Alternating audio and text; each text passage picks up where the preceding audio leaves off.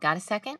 Sure, we've got lots of them. 60 per minute, 3,600 per hour, and 86,400 per day. Everyone has the same number, but not everybody uses them wisely.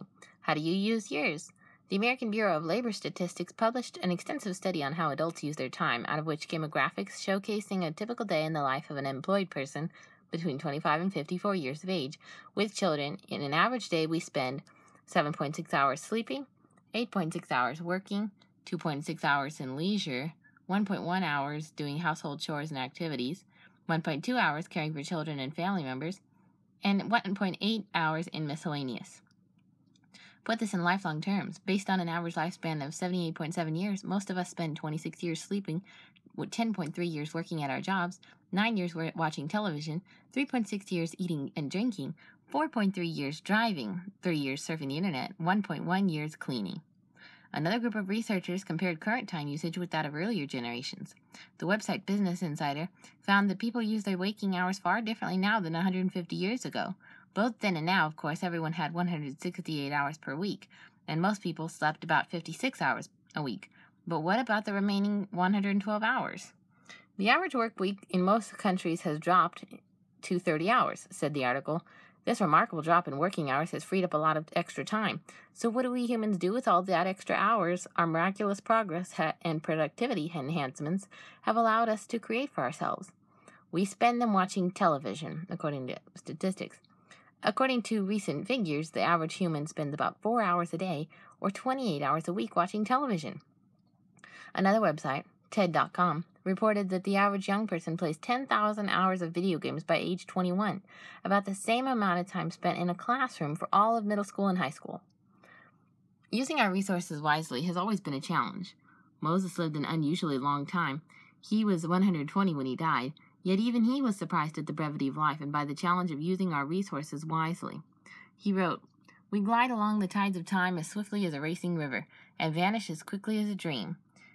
Teach us to number our days and recognize how few they are. Help us to spend them as we should." Psalm 95:12. In this issue of Turning Points, we're not going to fuss about the tragedy of wasted time or bemoan how little time is left, writes the article by David Jeremiah. We're going to hit a positive note and rejoice that God has given us another year to serve Him. I want to encourage you going forward to use every day and hour wisely for Christ and His kingdom. As you read this issue, take a moment to reflect over your life. Think about your opportunities and rededicate yourself to His glory. And if you're not saved, dedicate your soul right now, once and for all. Get into the kingdom of God, for only Jesus is the way, the truth, and the life. No man comes to the Father but by me, He says in John 14:6. And that we're all sinners, and we've all fallen short of the glory of God in Romans 3:23. And of course, the wages of sin is death, but the gift of God is eternal life through Jesus Christ our Lord. And anyone whose name is not written in the book of life is cast in the lake of fire. These are found in Romans 6:23 and Revelation 20:15. But God made a way because He loved us, according to Romans 5:8 and John 3:16. He so loved the world that He gave His only begotten Son, that whosoever believeth in Him shall not perish but have everlasting life. So right now, all you have to do, according to Romans 10:9, the inerrant Word of God, the Bible, is confess that Jesus Christ is Lord and confess that you're a sinner. Ask Him in prayer specifically to save you. The Bible says, if you confess with your mouth the Lord Jesus and believe in your heart God has raised Him from the dead, you will be saved.